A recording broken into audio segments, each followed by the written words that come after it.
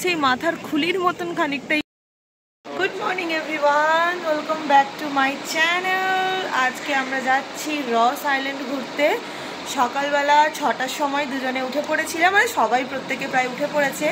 এখন যাচ্ছি আমরা ব্রেকফাস্ট করতে, আর ব্রেকফাস্ট করে এসে আজকে আমরা যাব রস আইল্যান্ড বেড়াতে। বলো। আজকে ও হোয়াইট করেছে, আমি অরেঞ্জ করেছি, বাট আমার অরেঞ্জের মধ্যেও অনেকটাই হোয়াইট আছে। তো চলো ব্লগটা আজকে এখান থেকে স্টার্ট করি। হোপ তোমাদের খুব ভালো লাগবে। আর আজকে ব্রেকফাস্টে কী কী আছে ডেফিনেটলি দেখবো। এখানকার খাওয়া দাওয়া কিন্তু খুবই ভালো। তো চলো এখন ব্রেকফাস্ট করে ফটাফট আসি। আজকে সকালে ব্রেকফাস্টে ছিল বড়া, লুচি, আর এখানে হচ্ছে কাবলি চানার তরকারি আর চাটনি, আর ওদিকে হচ্ছে চা। সবাই মোটামুটি অন টাইম একদম ব্রেকফাস্ট টেবিলে চলে এসছে। আমরা এতগুলো মানুষ এসেছি বটে, কিন্তু বিশ্বাস করো এতগুলো মানুষের অ্যাকোমোডেশন, খাওয়া দাওয়া কোনো কিছুতেই কোনো সমস্যা কিন্তু হয়নি। প্রত্যেকে সবসময় অন টাইমে আসতো, অন টাইমে খাওয়া দাওয়া করতো। তো আমাদের হোটেলের নিচটায় দাঁড়িয়ে ওয়েট করছে, বাসের জন্যই ওয়েট করছে।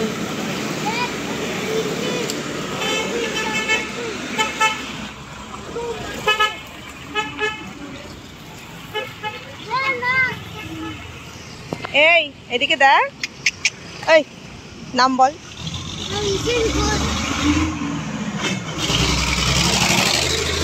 এই রকম ট্রাভেল বাসগুলো আমাদের জন্য 4টে ছিল। আমরা যেহেতু 80 জন ছিলাম, তাই 4টে এরকম বাস বুক করা হয়েছিল। এখন আমরা যাচ্ছি ওই জেটির কাছে, যেখান থেকে আমরা যাব আজকে দুটো আইল্যান্ড ঘুরতে। আন্দামানের রাস্তাঘাট কিন্তু অতটাও উন্নত নয়, দোকানপাট, হাট বাজার সব কিছুই খুব অনুন্নত, কারণ আন্দামানে কোনো প্রোডাকশন হয় না। যা কিছুই আসে সব বাইরের থেকে আসে, তাই এখানকার কোনো কিছুই তেমন একটা উন্নত নয়। যেমন আমাদের কলকাতা, আন্দামান একদম তার বিপরীত। ক্রুজগুলো দেখতে পাচ্ছ, ক্রুজ না, আজকে আমাদের জেটি আছে। ওই জেটিতে করে আজকে আমরা রস আইল্যান্ড দেখতে যাব। এতখানি সমুদ্র দেখতে পেলাম, আর কালা পানির দেশ কেন বলে সেটাও বুঝতে পারছি। এই পাশটা পুরো সিটি, দেখো পুরো পাহাড়ের ওপর অব্দি সিটি সিটি টাইপের, আর এই জল সমুদ্র। এখানে সবাইকে একদম লাইন ধরে বসিয়ে দেওয়া হয়েছে। জেটির টিকিটগুলো প্রত্যেককে আলাদা আলাদাভাবে ডিস্ট্রিবিউশন করা হবে, যাতে লেখা আছে কার জেটি কোনটা, সে সেটাতে চড়েই ওই দ্বীপগুলোর উদ্দেশ্যে রওনা দেবে। তাই এখানে সবাই মিলে একটু বসা হয়েছে। কি সুন্দর পয়সা আসল। এ দেখো এখানটা দাঁড়াও, একটা তুলে দিচ্ছি তোমার ভালো করে।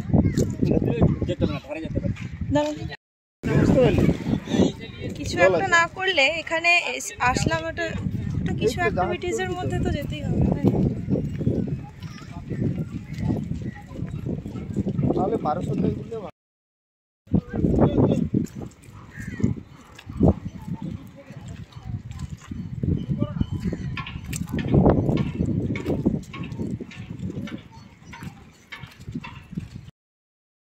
100 জন, মানে 100 বলছে 80 জন ট্রাভেল এজেন্সি নিয়ে 85-86 জন মোটামুটি সবাই এইদিকেই সব দাঁড়িয়ে আছে।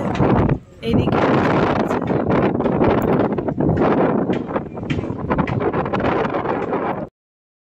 চলে এসছে।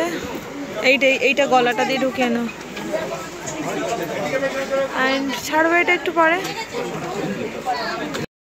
জেটি ছাড়লো এইমাত্র, আর এখন আমরা যাচ্ছি রস আইল্যান্ডে।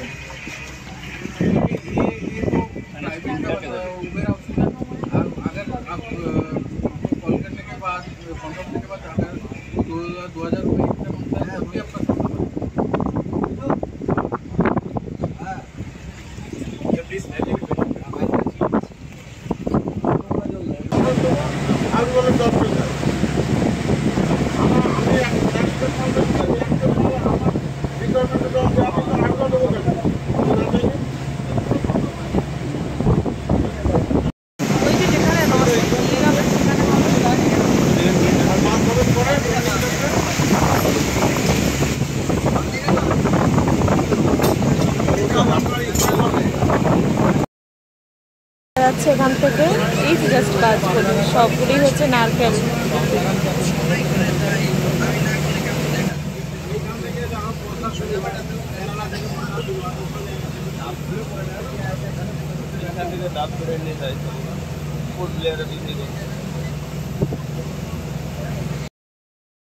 সেটা হচ্ছে এই যে নর্থ বে আইল্যান্ড। এখানে বেসিক্যালি ওয়াটার অ্যাক্টিভিটিস।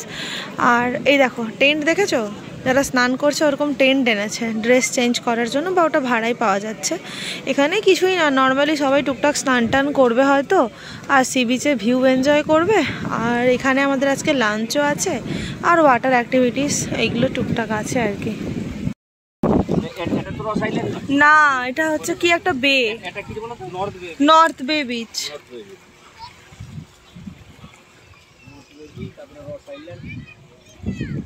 সেভটা দেখো, দেখেছো কি সুন্দর,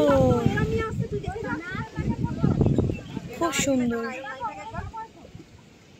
এটা আর একটা কোরাল টাইপের, প্রত্যেকটার মডেল ডিফারেন্ট আর খুব সুন্দর।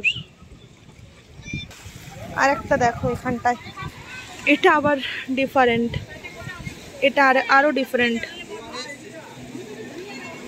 বড় বড় খুব। বাপরে, এর পেছনটা দেখো, এটা আরো অন্যরকম, সেই মাথার খুলির মতন খানিকটা এই কোরালটাকে দেখতে, অ্যান্ড দারুণ। ঠিক আছে, এই ছোট্ট একটা পেয়েছি, তো সেই শেপের।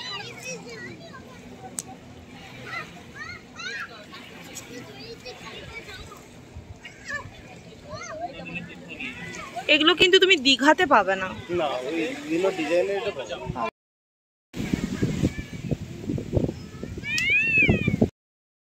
সবাই ওই যাচ্ছে একটা ওই ওয়াচ টাওয়ার দেখতে, হাঁটছি, একটু চড়াই আছে, সবাই পা টেনে টেনে চলছে এখন।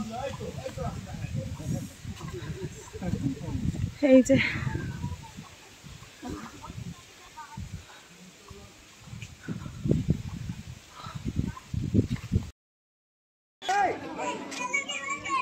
আমরা কেউ উঠছি না, কারণ পুরোটাই সিঁড়ি দিয়ে উঠতে হয়।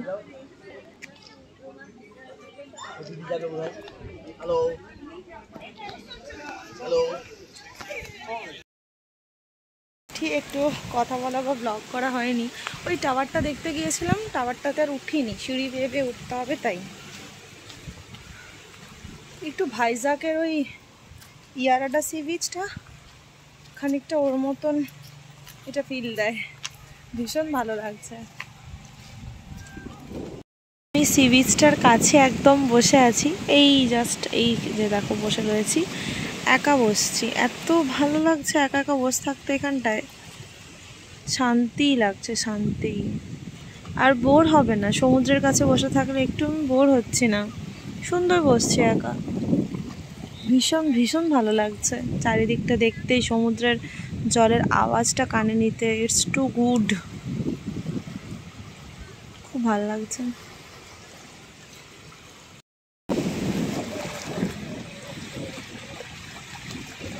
একা একা বেশ শান্তিতেই বসে আছি, আর ভাবছি যাওয়ার দিন ফ্লাইটে কী করে চলবে। নর্থ বে আইল্যান্ডটা কমপ্লিট করে আমরা এবার এসেছি রস আইল্যান্ড দেখতে।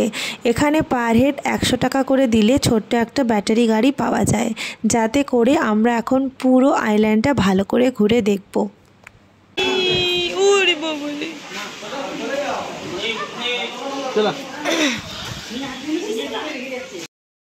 থেকে হরিণ দেখার অভিজ্ঞতা দেখো, প্রচুর হরিণ আছে এখানে।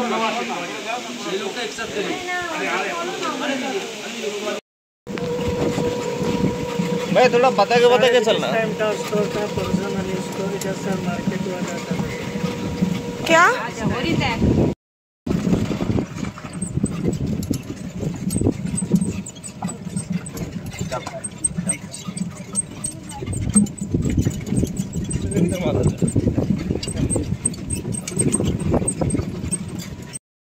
ক্লাব হাউস, এগুলো সব ইংরেজদের আমল থেকেই রয়েছে।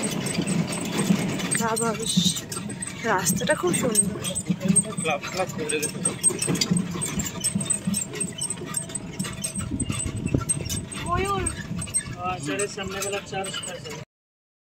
না, লোক আছে, লোক আছে।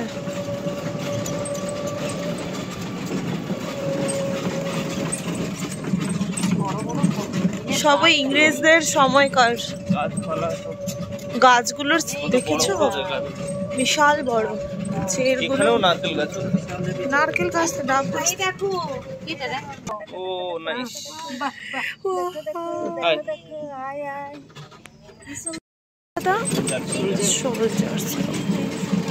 সৈন্যরা সব থাকতো ওইখানটাতে। হ্যাঁ,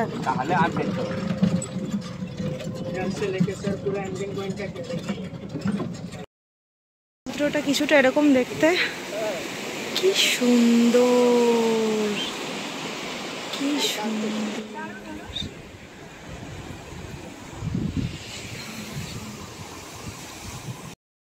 দেখো হায়দা, আবার একটা হরিণ। বাবা একে আর দিও না, পেছনে আর একটা আসছে, সেও খাবে এবার। আর নয়, যা হাত লুকিয়ে দাও, যা এবার, যা যা যা, সেও খাবে, এসছে নে। এই মারপিট হবে না, যা। এই পেছনে আরো ফেলে দাও, নিচে ফেলে দাও। যা যা যা, আর নেই, যা। হায়দা বিস্কুট খাবে। আমি ভিডিও করেছি। হ্যাঁ, আরে ভয় পেলে কি করে খাওয়াবে?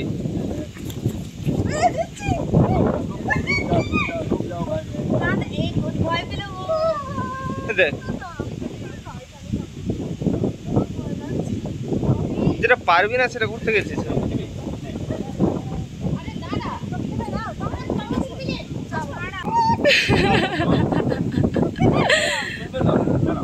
বাবা ভালো খাওয়াচ্ছে।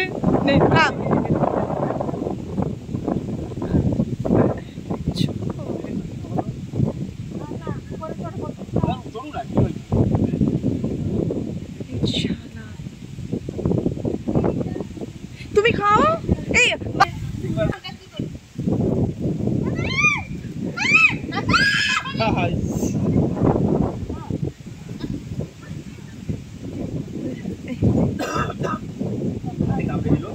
আসলে এতে সিংটা আছে না, ভয় লাগে যদি গুতিয়ে দেয়।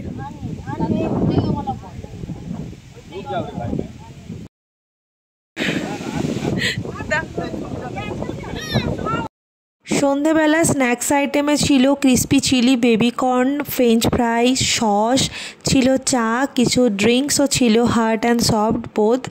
আর ওখানে হচ্ছে চিকেন 65 আর ছিল চিলি ফিশ। যে যেটা খেতে পারো খাও, যার যতটা পছন্দ ততটাই খাও।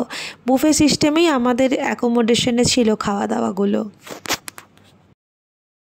রস আইল্যান্ড আর নর্থ বে আইল্যান্ডের ব্লগটা আজকে এখানেই শেষ করছি। একটু লাইটটা কম, হয়তো একটু আলো কম পড়ছে, আর খুবই এক্সস্টেড, চোখ মুখ ঢুকে গেছে, কালো পড়ে গেছে খুব।